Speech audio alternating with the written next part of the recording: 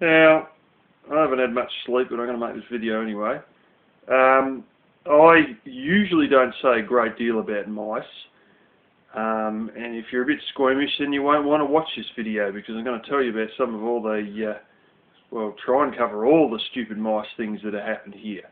I usually only give away one or two, or most often don't say anything at all. But, you know, I've decided to tell you some of the things. Now, contrary to popular belief, it doesn't mean you're dirty if you got mice. You know, there's people who say that, you know, Troy must be dirty because he's got mice, or why'd he buy an RV with mouse or shit already through it and all that sort of stuff. It doesn't work like that. You get out in the country, the mongrels come out of the forest, they come out of the paddock, the field, and they get in there anyway. So, and they're almost impossible to get rid of, because you got to think about, like me here, I'm in a tiny little house, you know, and it's no bigger than a cottage, and I've got 50 acres of paddock myself, and then there's acres on acres across the road before there's another house. It's like half a mile one direction, and then it's half a mile in the other direction before there's another house, and all surrounded by that are paddocks, trees and stuff. They just come out of all that, so you're always fighting them. And sometimes you get on top of them, and in the last 2 years I got on top of them 6 months, and then the last sort of 4 or 5 months I've started to notice there's basically none either. They've stopped eating the mouse feed, and I haven't really heard them or anything. So anyway, I'll go on a few little things showing you what they got up to. I might as well take you through the room with the solar fridge in it. Now originally, there's the fridge over there and the useless light levels. Originally in here there was a bed, and this is Michael's bedroom, and I was putting up a light fitting that's up there, which you also can't see, and while I was doing that I was on a ladder right beside the bed, and these little buggers in the space of a week or two had eaten. They'd like dug a hole in the bed, and I'm not joking, it looked like somebody got a big drill and stuck it in the blankets and drilled a hole into the mattress. Anyway, I'd shoo them off, and within 5 minutes or so they were back there. They were literally about 2 or 3 foot from me, and they were dancing around the whole time. Now underneath the fridge, over here, if we get closer it'll probably light up a bit better. Now that's the edge of the fridge there. Underneath that, that's where I throw all the feed, because that's where I've been throwing it even before I had the fridge. And they sort of get into all that. But there's been times where I've been sitting in the kitchen eating my breakfast, and they've been running rampant on the floor in here, and you make a bang noise or whatever and they all disappear, but they'll all be back again in a couple of minutes. I've seen one mouse trying to chase away all the others from the poison there, because he wanted it all for himself, and it was his food and they should all nick off. And he was chasing them away anyway. A few days later he died, and then they got all their access to it. But it was funny watching him chasing all the others away, and as he was chasing one away, another one would creep up behind him and almost get it, so he'd be chasing that one away. I've had other ones right down here near the front door that are so drugged to the eyeballs with poison that they've been walking around in circles, completely out of it, and I've just been standing literally a foot in front of them, and they're just not even aware I'm even there. And they're basically in the stages of dying, and some of those I sort of stand on the tail with one foot and then just stand on the head with the other one and put them out of their misery, because, you know, they're just dying a pretty nasty old death. But they'll sit there and they'll walk around in circles for, you know, 5 minutes, and they'll never even know you're there. That's how flaming full of the poison they are and how close to death they are. So I usually just do them a favour. Another one was a flippin' great one. I was over here. This is where I have all my dishes and the drying rack and the tub, which has got a bit of rubbish in it I should clean out. But behind all that I've got my little rack, and this is a rack out of my first stove, and I keep all my stuff on it because it, you know, gives me a bit of a clearance off of the table. And I had my frying pan, which is actually over here full of eggs at the moment, and they were sitting on that rack. Now, I had another container here. It was actually a 10-gallon plastic drum, and it went sort of up to about there. And then I've had the handle of the thingo sticking out here, the frying pan sticking out here. And I'm lying in bed half asleep, in the middle of the night, this little bugger has somehow jumped from a box or something onto this 10-gallon thing, and then he's gone to jump up onto the handle, which is hanging right out here.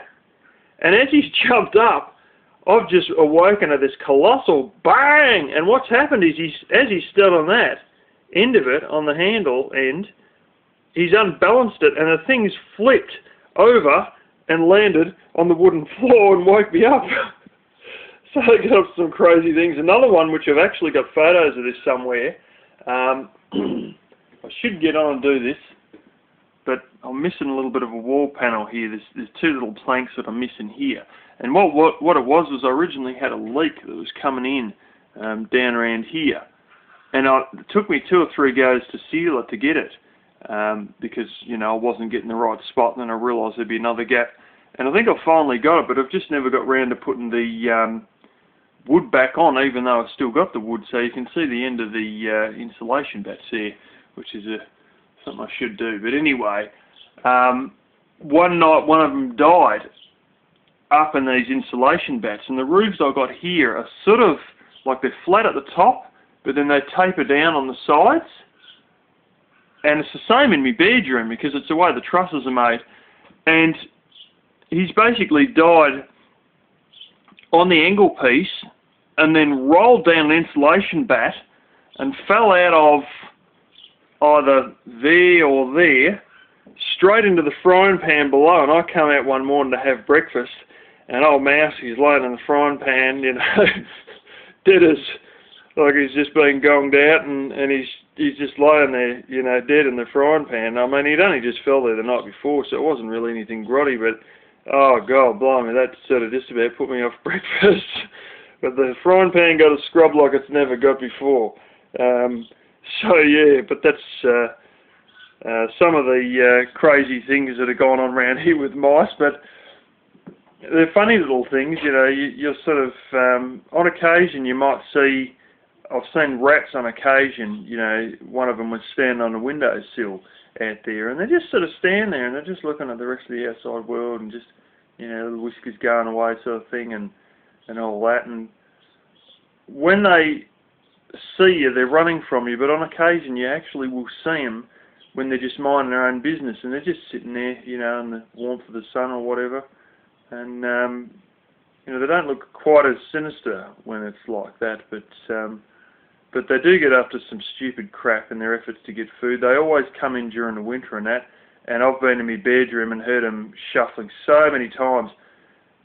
My uncle's dogs got under this house. He had dogs like, I'm not joking, by the time we got rid of them all, cats and dogs together, there was 23 cats and dogs. I'm not joking, that's serious, that's for real.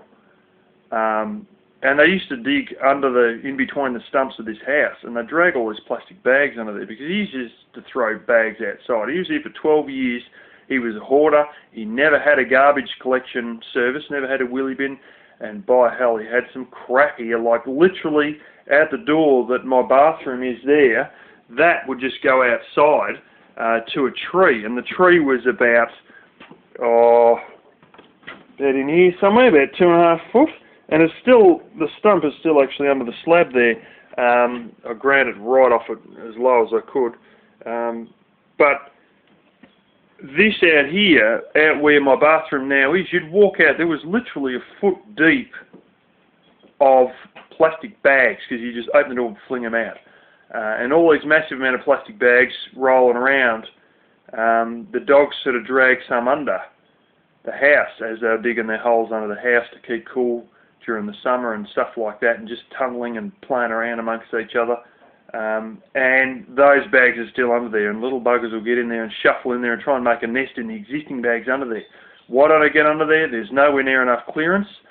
Even the veranda where I've got my clothes hanging out at the moment because it's a spring, he had the floor just laying there with that.